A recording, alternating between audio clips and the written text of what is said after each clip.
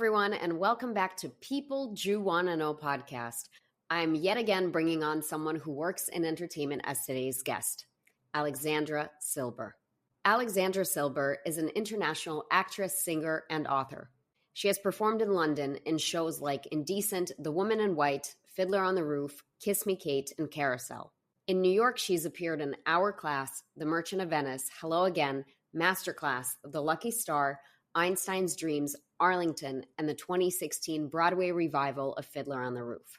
Alexandra is also a Grammy nominee for her portrayal of Maria in the San Francisco Symphony recording of West Side Story. Her debut novel, After Anatevka, and her memoir, White Hot Grief Parade, are published by Pegasus Books and available on audible.com. I learned about Alexandra, or Al, as I like to call her, when I saw her perform in Our Class in New York City. We actually talk about Our Class at length in the episode. I thought that was an incredible play. Not an easy watch, but an absolutely worthwhile watch. I also found out that Al and I have a mutual friend, Ari Axelrod, who is a former guest of the pod as well, so that's another point of connection there. Interviewing Al made me realize that I have a recurring theme of bringing on guests who work in show business of some kind. I think I have this bias for a few reasons. Number one, I was a child performer. So selfishly, this is an industry that I've always had a draw to, and I want to hear from people who work in it. It's a very healing experience for me to talk to performers and artists because, in some sense, my stardom, I guess we could call it, it ended very abruptly when I immigrated to the US. And it ended without my acceptance of it. So talking to people who work in entertainment, it allows me to relive some of my experience. I also noticed that I have a very easy time understanding people who are performers because I intimately know what they mean and I grasp their lifestyle. But I think the more important reason I keep bringing actors and singers and musicians on is one that Al actually helped me piece together when recording this very episode. Performers have a unique ability and gift to make the ordinary extraordinary. They find ways to create meaning and purpose where there otherwise may be none. And Al and I discussed that that's inherently a very Jewish thing. But I also think I myself am very much searching for my own purpose. And so I like bringing on these types of guests because I think it may help me get closer to finding that meaning and purpose. I'd actually love to hear your opinions on this. So please feel free to DM me on Instagram. But that's how I've made sense of my natural pull to interview performers. Now, let's talk a little bit more about Al before we start the episode. Al is very, very talented. She's really done it all, be it acting, singing, dancing, writing. Al is also an emotional person. She's a deep feeler, and she discusses how performance was a form of healing for her and a form of processing her big emotions. To get a sense of Al's presence, I'm going to play you an excerpt of her singing Cabaret at 54 Below.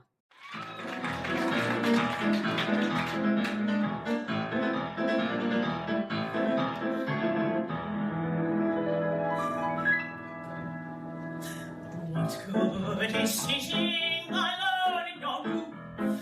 Come hear the music play. Life is a cabaret, oh chum. Come to the cabaret. Put down the knitting, the and the broom. Time for a holiday. Life is a cabaret, oh chum. Come to the cabaret. Come taste the wine. Come hear the band. Come blow your horns and celebrate. Right this way, your table's waiting. No use permitting some prophet of doom to wipe every smile away. Life is a cabaret, oh chum. Come to the cabaret. Okay, hope you enjoyed this little musical intermission. I also want to add a funny detail that Al is featured in the Museum of Broadway. I went to the Museum of Broadway recently, right before going to Ari Axelrod's show at 54 Below. All roads lead back to 54 Below. That evening, Ari was performing songs from his album that he had just released. When going through the museum, I got so excited when I saw Al's face on the screen. And just a few hours later, I show up to 54 Below, and there Al is. Also there to see Ari. So I made a horrible dad joke that I saw her twice that day. Anyway, that's my little anecdote about meeting Al in person for the first time. Before that, I had only interacted with her online. Al is a woman that wears her heart on her sleeve. And I think that this is what makes her an exceptional artist and performer. Today, you'll get a glimpse into her world. So please enjoy this episode. Hello, Al. Welcome to People Drew Want to Know podcast. I'm so happy to be here. Thank you for having me. I am so happy you're here, and I'm such a fan. You and I just got to cross paths the other day at Ari Axelrod's album release party at 54 Below, which, by the way, Ari, you're exceptional. It was an exceptional performance. He's supposed to perform again in May, so if you're in the city and you want to see a great show, you can check out Ari's work. But to see you on stage and then to meet you in person is such a privilege, and I don't fangirl very often about people, but I do about people who are aces in their craft. And so that's who you are to me. That's so kind. Thank you so much for saying that. You always wonder if the work reaches people, and it's really gratifying to know that it does. So thank you for that. And do be reaching, Al. It do be reaching. Okay. My first question for you is, tell us about yourself. What do you do and how did you get there? Wow. I think at this moment in time, I consider myself to be an artist, a theater artist, and also an author and educator. I think those are the things that encapsulate my career identities. And as a person, I am a humanist, wife, daughter, friend, and Jewish person. Just trying, however humbly, to make the world a little better than I left it every day. But yeah, I was born in Los Angeles. I grew up outside Detroit, Michigan. Interestingly, I think is quite important to my story, particularly my Jewish story, was that I come from an interfaith marriage. My mom was not Jewish. She's Catholic, and my dad came from a Jewish family from Detroit. And the truth was, it was really problematic and challenging for my dad's family to accept my mom and subsequently me into the family. And being as gracious and generous as I can to people that can't speak for themselves. My grandparents were flawed people, deeply flawed people. And I think a lot of my Jewish journey was in response to feeling so deeply discluded and excluded from our family's traditions and our cultural traditions, so that my Jewish journey had to be very self-selected, I think, and self-appointed. And it was something that I gave the gift of myself to as I became an adult, knowing that the only people that could keep the joy of that belonging and community from me was that the only person that could do that was me. And that my relationship with the divine was mine. And, I think a lot of that happened because I became an actor. I was definitely an artist from a very early age and had very clear artistic and career aspirations and trajectories from, I would say, even 10 or 11 years old. I was never a professional child actor. I always knew I wanted to be immersed in the art form and love it, and then do it as a career as an adult. I went to Interlochen Arts Camp, which is a beautiful artistic performing, visual, and creative writing arts institution in northern Michigan and outside Traverse City. And then I ended up actually spending my last 2 years of high school there as well. And before I went to Interlochen for high school, I played Golda in Fiddler on the Roof sophomore year of high school. I was epic, 15 years old. And interestingly, I think it was that and then my father's illness. My father was very ill when I was young. He was diagnosed with cancer when I was 9 years old and died a few weeks into my freshman year of college when I was 18. And it was the presence of life and death questions and of so many emotions and no real place to process and express them that I think led me to art in the absence, I think, sometimes of a faith community. I often talk about this, like, it's kind of a roundabout way of saying this, but during the pandemic, I took this poetry class online. I think a lot of us were like, I'm going to just do this Zoom class, and I took this poetry class online, and the act of interpreting text and having profound conversations about the nature of existence through the lens of poetry was so gratifying. And I had all of these little ahas where I went, oh, people deeply crave to make meaning of their existence.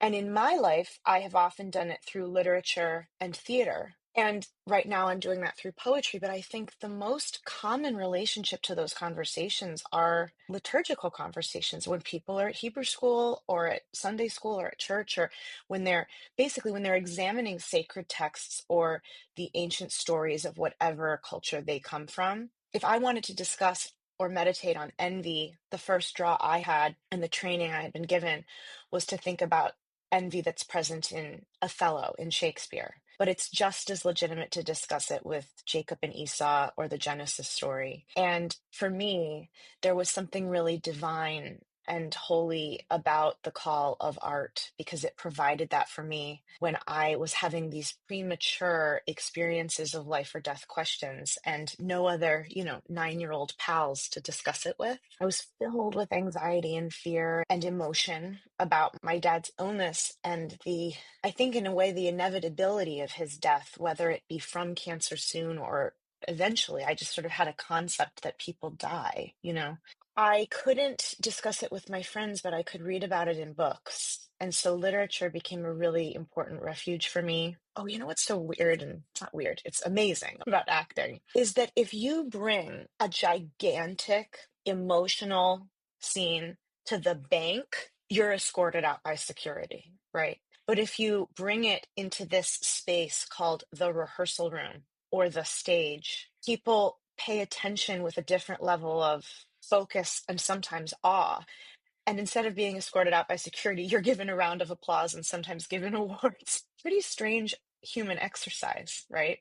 And there was something about it that really resonated with me, which is not only is this emotion and my understanding of it and my capacity to be in touch with it welcome in this space, but it's literally necessary to execute the artistic task at all. And it felt very early on, even though I didn't have, I think, what I would call like a literal liturgical Jewish experience and practice in my life, I was in touch with something I perceived as divine, and it led me. And when my father did pass away, his service was held in a synagogue with people I had never even met, because my grandparents were fairly assimilated American Jews, that very typical silent generation. And it was very important to them. It felt sort of shocking to me that it was suddenly very important to them, but it was really portentous, because I remember this man who I owe so much to, Rabbi Daniel Syme. He walked through my front door on the worst day of my life. He sat down in our living room, and my dad's parents were here, and my mom and I were on the other side. And he said, "Tell me everything about Michael so that overnight I can write a eulogy," after hearing stories for about an hour. And I don't know what happened to me, but it felt like a lightning bolt touched my soul, and just these stories of my dad's humanity were pouring out of me like a torrent of white hot clarity. And my grandparents were very preoccupied with worldly accolades, with lines on a resume. I don't necessarily think we shared values, and we're sort of listing those. I don't know, but I think sometimes maybe in a chance for it to reflect well upon them in this moment of public discussion of the family. And it was so important to me that people knew who my father was as a person. In this moment, Rabbi Stein looks at us as I sort of come to sort of breathless from this torrent of storytelling. I was like, and he says, "All right, I don't know any of you, and I don't know if you believe in God, but I know I do. And I like to think that we have a very special relationship." And he gives me really clear signals. And the clearest signal I've gotten today is that this girl needs to give this eulogy. And I'm going to go with God on this one. And it was one of the greatest gifts of my life. If anyone has out there listening has ever been given the gift of giving a eulogy, it's such an act of honor, but also a gift of healing to yourself, because the task of the last message of this person's life, how it accelerates your own healing, your own sense of peace, is truly incredible. And this man knew it and gave it to an 18-year-old girl. He followed up with me a few weeks later, so welcoming. There was no issue whatsoever that I didn't belong to this congregation. I hadn't been bat mitzvahed. He just welcomed me and let me stand at that bima and speak from my heart. He welcomed me back a few weeks later to sort of check in on how I was doing. All I'll say is that in that conversation, he pointed the ship of my heart in the direction of a certainty of a Jewish faith and of a God. And the wind of my life's sails had me continue to walk in the direction Rabbi Simon pointed the boat in. But he legitimized me in a way I felt my grandparents had not. He welcomed me. I was welcome as a part of this community that in his energy I had always belonged to. And it really changed my life. I didn't see him for 17 years, actually. I lived my life. I did all these things. And in both of my books, both After Anatevka and White Hot Grief Parade, Rabbi Daniel Syme is the only, I'm putting this in quotes, character that appears in both. In After Anatevka, he's a fictional Rabbi Syme that is Perchik's childhood advocate. And Perchik is a little bit of an avatar for my father, and I felt that day that Rabbi Syme allowed me to advocate for my father's story and legacy. And in White Hot Grief Parade, which is a memoir recounting this time of my life, he's portrayed as himself. And I had completely lost track of this incredibly important person. And I guess one day he was now Rabbi Emeritus of the synagogue. And someone said, I just read this book, and your name is a character in this book, and you should read it. It's crazy. And he goes, what is it? Who's it written by? And he heard the name, and then he looked on the author page and saw my face, and he goes, oh my goodness, I know her. And so through doop, we were reconnected again, first by phone. And then when I went home to do my book event in Detroit, in the line to get his copy signed was Rabbi Simon. I finally saw him again, and I got to thank him for starting a journey of, I think, not only community acceptance, but as you just pointed out, physically, you couldn't see it at home, but I could see it on the camera, listeners. You pointed to your heart and you said of self-acceptance and the knowledge that I always belonged in this community. And it's really changed my life. That was a really long answer. Sorry. I'm just in awe because, one, having followed you on social media and seen your resume or the work, the projects that you've chosen to do, I would have never guessed that you came from a multi-faith family. Not only that, but one where you struggled being accepted by the Jewish side, because to me, you are so loudly, proudly, evidently Jewish. I would have never guessed in a million years. That's first. And the second part is your whole experience and how you reflect on your work is inherently Jewish, because when you talk about finding meaning, Judaism is one of the only religions whose sole focus is about the life that we live. It talks very little, Judaism, about what happens after we die. Absolutely. 99% of it's focused on how we live a meaningful life. That is the core Jewish belief, right? Every human is born with a soul, and that soul has a purpose, and it's our life's mission to fulfill our soul's purpose. And that's what you did, just in the medium of performance and art and theater. The other thing that is so clear to me is when you're part of a Jewish people, that cannot be taken away. It was always inside of you, right? And it was a fire that was kindled in different ways. And you had this rabbi who helped you figure that out and put you on the right track. But I assure you, this is something that was always within you. And your father passed you the baton of a beautiful Jewish legacy that you now get to carry with you, not only in your career, but in who you are as a person. Because to me, you are so clearly Jewish. Anyone who sees you on the street is like, that's a Jewish woman, you know? In your demeanor, in your mannerisms, and how you walk through life and how you talk about things, your sense of humor, they're Jewish things, fundamentally Jewish things, and nobody can ever take that away. I agree. And, I think that one of the things that's been so, I will say, I'm again very conscious of the fact that despite feeling like I experienced harm from my grandparents, I have compassion for them. And again, as I say for the second time, I'm aware they can't speak for themselves here. But I will say that I do think they embodied a real crisis of the assimilated second generation of Jewish immigrants, of what does it mean to belong, and that the withholding of belonging from, I'm putting huge quotes, Americans that are secular, another set of quotes, and do not appear Jewish, but appear American, whatever that means, right? And I sort of speak to that from the mid 20th century, right? That the sensation of having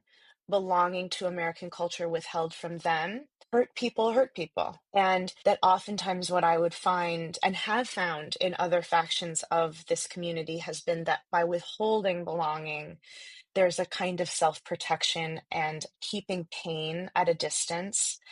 And I just think we're stronger together. This is not only a common topic for the podcast, but one that's particularly timely today, the concept of assimilation, right? We have the diaspora Jewish people, we have the Jews in Israel. How do we carry ourselves? What do we believe, even on things like the hostage deal? Do we strike a deal? Do we not? Everything boils down to how much are we willing to be ourselves and stick to our principles, and how much are we willing to play along with the rest of the world politically, right? And in our values. But my value has always been that being Jewish is about a life philosophy and a set of values, not so much about whose mom was what and what percentage ethnicity or DNA you have. I will take a patrilineal Jew who is proud and committed to the community over a halachically sound Jew who does absolutely nothing and goes to JVP protests. Like, respectfully, to me, it is an erroneous belief to not see the difference between these two people. I worry about a philosophical assimilation more than a genetic or ethnic one as we stand today as a Jewish people. I agree. I think that there's first of all, I have two things to respond to. I love this conversation. Wouldn't you agree that what you were discussing about like how someone lives their life versus the mitzvot they live inside, how well studied they are. It's exactly why we shake the four kinds on Sukkot, right? That the world must be made up of many kinds of people, all of which have innate value. I think about that all the time. I thought about it very strongly the last few Sukkots, that you're like, we have the studied people who don't perform mitzvahs in their life, people that are more concerned with perception than action, all sorts of people. It takes all kinds to make a world, and they all have their place, I think, is the purpose of that action. And then additionally, I think that the art of questioning, the art of debate, the possibility of tolerating the potential discomfort that many things can be true at the same time is one of the things that I think the Jewish people embody, which is that we are critical. We use our critical thinking. We question. We go, I hadn't considered that. That's an interesting perspective. Our capacity for curiosity is built in, but when fueled by fear and when fueled by oppression, those are things that can warp that innate quality in anyone. And it's important, therefore, to build up our resources of joy and vitality and love and community and resilience so that the hate and oppression don't warp us. We're about to bring this so full circle because I want to talk about your role in our class that I think is directly tied to what we're talking about here. So a backstory for people who are not familiar with our class, the play. I was not familiar until I went to see you in it, Al. And what happened was my mom's friend, who's not Jewish, was like, hey, do you want to go see a play about the Holocaust with me? It's supposed to be really good. And a bunch of Russian speakers are in it because I'm Russian speaking. My family is Russian speaking. And I was like, sure. And she's like, it's my treat. I'm like, even better. I read nothing about what the play was. And I had no idea it was going to scar me, okay? There's a scene in the play that will live with me forever. The theater that the play is staged in is very small. Mm-hmm. And the way that the seating is arranged, it almost feels like you're on stage with the actors, the way that it is designed, which is, of course, for dramatic effect. And so the scene that will always stick with me is when all the Jews are gathered in a barn and they're burned alive.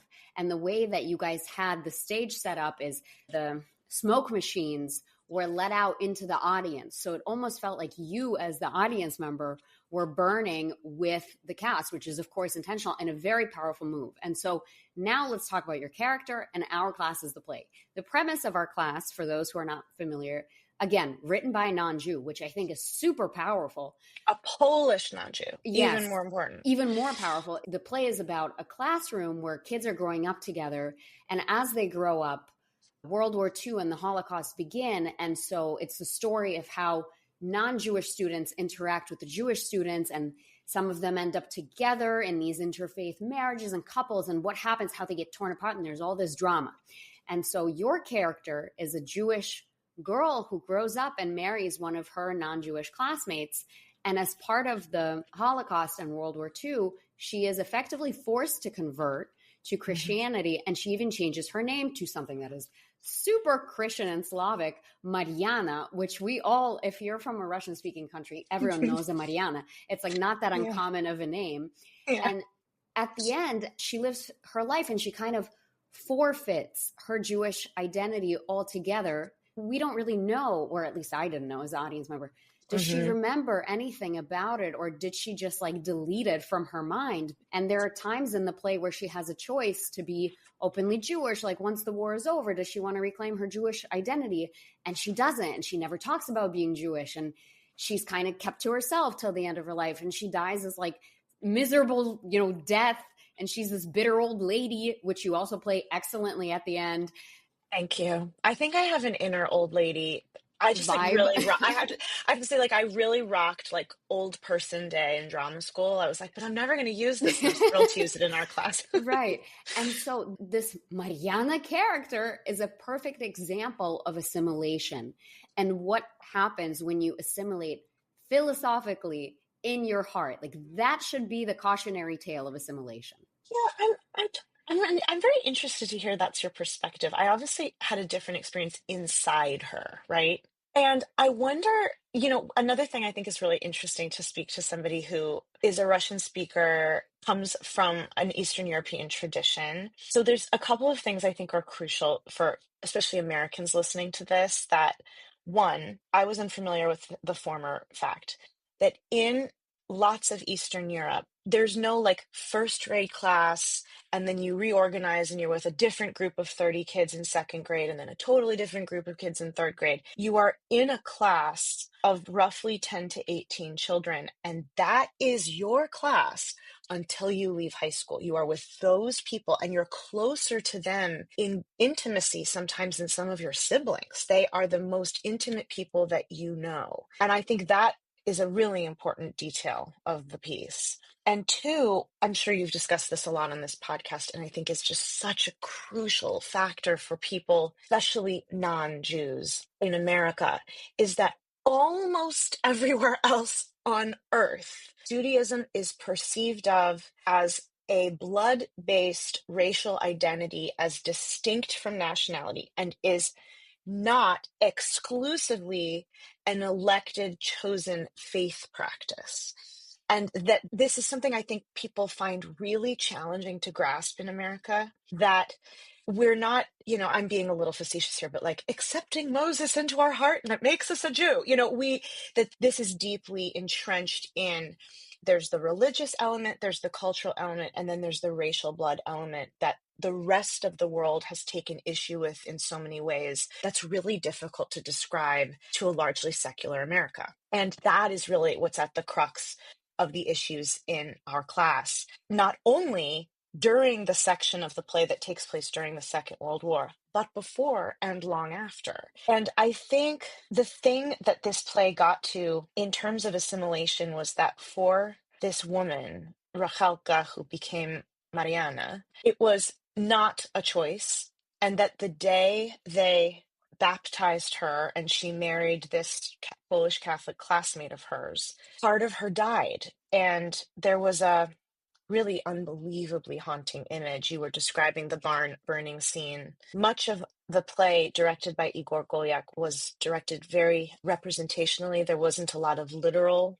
acting, and I think it helped the audience bear the horror. So a lot of the violence was very avant-garde and sort of come at emotionally right on the nose, but visually and audibly incredibly theatrical, so that you could stand watching it. And so one of the things that happened in the barn is there were hundreds of balloons that got cut, and it was like the souls of the Jewish people rising to the top. And in the moment that Rachelka was baptized and became Mariana, from deep within her costume was a tiny little balloon that then rises to the top, and it's the final image of the first act. And I think we all interpreted that as Rahelka's Jewish soul left her, and the rest of her remained. And I think it's really easy to judge Mariana for not returning to her roots, for not reclaiming her Jewish identity, for in some ways, there's a scene later where she actively participates in letting the perpetrators of this horrific crime off the hook in order to keep surviving. To me, that scene, is the scene I enacted that feels the most like our current conflict. I cannot possibly judge her. I have no idea what it is like to face annihilation and be given the gift of just the breathing of life, the breath vacillation, not necessarily a spiritually full life. The sensation of being compelled to keep going. I've never faced that. All I could do was portray it. There were some people that saw what you just described as the horrors, the tragedies, the pain, and the cost of assimilation. And there are other people that saw her as somebody that shrugged away her life and maybe was able to find an element of surrender she wouldn't have otherwise found, and a lot of interpretations in between. I felt differently about it every day. It depended on the news. It depended on me. It's one of the great gifts of theater. I feel like theater is such a Jewish exercise because I think one of the things that is so distinct about it, as distinct even from acting on television and film, is the repetition, the ritual of it, right? And there's two things that are very Jewish to me. One is the ritualistic element that, of course, exists in many cultures, but I'll speak from ours, which is, why is lighting candles on a Tuesday different from lighting candles on a Friday? Because it is. Because we declare it to be. Because what ritual is the carving into space and time that this moment is holy and distinct from this ordinary moment. And I feel the same way when the lights go down and the curtain comes up, that suddenly something special is occurring. And then, just like with religious ritual, we say the same words in the same order, we wear the same clothes, we do the same thing, and then we do it all again. And whether it's Shabbat or whether it's the Torah, we roll the whole thing out, we roll it back, and we read it again. We just over and over and over again till all of us are gone, right? There's something about that that feels like the act of theater. To me, when I think of being a theater artist, I think of this incredible Yiddish phrase that really holds me, which is Sein in Dienst von, to be in service of. That I've always really felt that being an actor and being in the theater is a service industry. And yes, we serve the audience. Yes, we serve the playwright and their vision. Yes, we serve our scene partners. But above all, we serve the character who cannot speak or breathe or live without our breath. I like to think things like, I can't wait for the audience to have this experience. I'm so excited to give everything I can to my scene partners and to serve Tadeusz Slobodanek's vision. But Rachelka needs me, and I'm showing up to serve her. And by doing so, I'll serve all of the other missions. And again, I think that is also a very Jewish idea. I love that. And when I think about your work, I mean, you do everything. You sing, you act, you dance, you write, you've performed New York, London, all over the world. And to me, maybe you'll disagree with me, but I feel like your anchor at the end of the day is always something Jewish. Mm-hmm. Your iconic roles in Fiddler, right? Mm-hmm. This play, Our Class, Merchant of Venice, and each one have their own different opinions or commentary on the Jewish people. Yeah. You've been doing this for decades now, and you've probably grown a lot as not only a performer, but also as a Jew. And now we're at this historic moment for the Jewish people, at least for our generation. Yeah. I wonder, when you look back on your career, what have you learned in doing these roles and in being a Jewish performer, especially now in this very difficult time? I'll just pause and say that even asking that question brought tears to my eyes, because what I feel is so grateful. I feel so much gratitude for art, for all my communities, and for Jewish thought, faith, and community. And to answer your question, I will quote the great Sheldon Harnick in a hidden gem inside his Fiddler on the Roof. It's a line from L'chaim. God would like us to be joyful even when our hearts lie panting on the floor. I think I've learned that, I've witnessed that, I've enacted that, and I believe that. I definitely think you understand Fiddler as a performance and as a composition very intimately. And you've even written a book, After Anatevka, designed to talk about stories within Fiddler and your interpretation. Can you tell us a little bit about this book and what inspired you to write it? Oh my gosh, of course. So it's such an amazing story when I think about it. I almost can't believe it happened to me. Do you know, you sort of go, how did this happen? But in short, I was living in London when my father passed away. To sort of condense the timeline, I took some time off and then had this huge realization. I have to have a huge adventure. If I stay close to home, something about me will collapse. I have to shake myself and go walk toward something that is scary but feels right. So I moved to the UK. I moved to Scotland to go to drama school university. I did my whole undergrad there and was so blessed that Glasgow as a city and Scotland as a country and the school itself and my classmates and friends really held and cradled me through that era of my life and so young. And when I moved to London, I was so lucky. I was like, I had that like princessy story of like, got this job in my final year of college and I was a lead in the West End and blah. It just, to be perfectly honest, I think we always say that youth is wasted on the young, but I don't know. I feel like between 18 and 25, you really got it going on because you don't know enough to be completely intimidated and scared. So you're just like, I don't know, I have to cast someone. You just go for it. My second job in London was being cast as Hoddle in a revival of Fiddler on the Roof. I was cast as Hoddle, Tevye's second oldest daughter, who sings the beautiful aria Far From the Home I Love.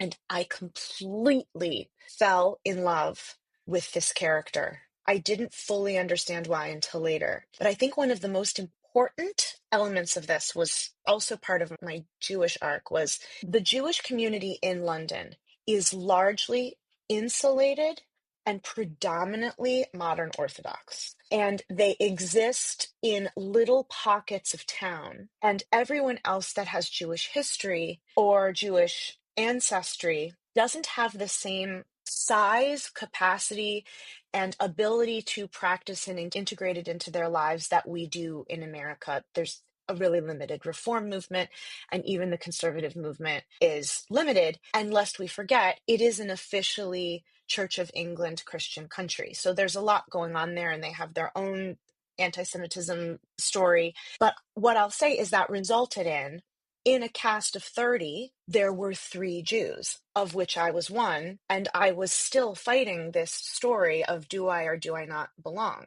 But what was so amazing was that in addition to Henry and Beverly, there was me, and I realized that, I knew the answer to this, and I do know that, and I do know the history of da-da-da, and this is why the Sabbath is like this, and this is da-da-da, to a group of incredibly curious people trying to create this community and these characters. And I got the gift of being the expert, I put in huge quotes, knowing how little I knew, and then tasking myself with rising to that title by immersing myself and filling in the gaps of my knowledge so that I could be that person in the room. And that was life transforming. Additionally, I think I only now see that there is a huge parallel between Hoddle, an 18-year-old girl that boards a train to Siberia, leaving everything she knows to follow her dreams and her certainty, and that 18-year-old girl that got on a plane to Scotland to follow hers. I didn't see it at the time, but I see it now. And one of the things that's very unique about Hoddle as a role is you sing Far From the Home I Love and you're done. And there's 45 minutes of show left. And so I was just sitting alone a lot in the dressing room, like boop-a-doop, thinking about anything. And one of the things that crossed my mind very early was, what happens to this woman? What happened to people like her? She gets on this train. What happens when she gets off? How easy was it to connect with husbands, spouses, fiancés?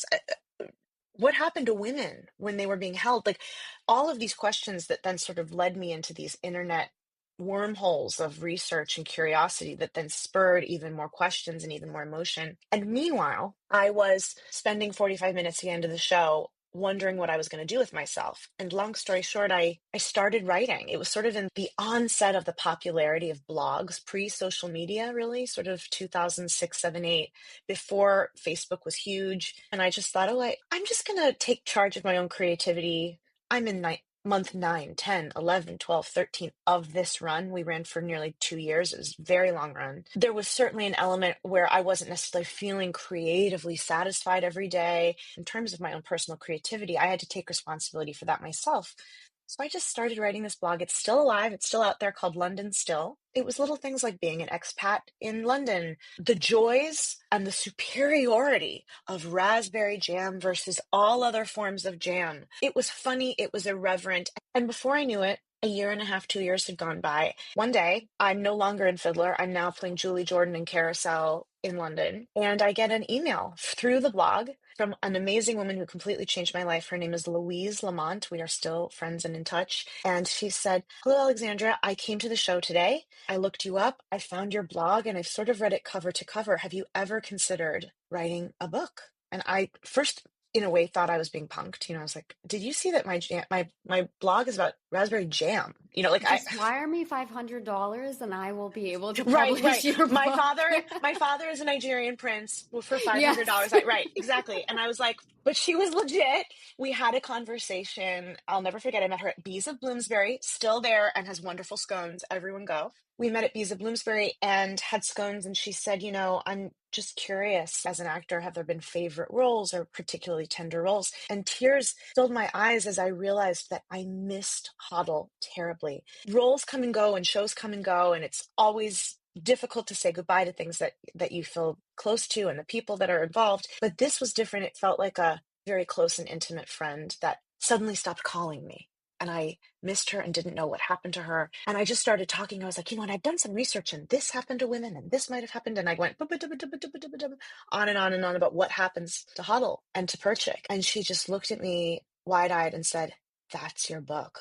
That's it." And to have this book research and interview research and historical research you can acquire, but to have lived as this woman for 2 years is such an unbelievable kind of knowledge of a character and research. Let's go for it. And it accompanied me for years. It was I went to actual Siberia to do research. It was one of the greatest adventures of my life, a wild experience across the Urals. And when I eventually moved to New York in 2010, I finished the manuscript on it. It accompanied me to dressing rooms, finished the manuscript in 2013. And I remember calling my mother and pressing the end with her on FaceTime. "Mom, I wrote a book." And it sat on my desktop for years before the absolute crazy life circumstance of being cast as Zeitel in the Broadway production 2 years later. And as I'm playing Zeitel, I'm learning so much. The big one is, do you have siblings? I don't know if you have siblings, but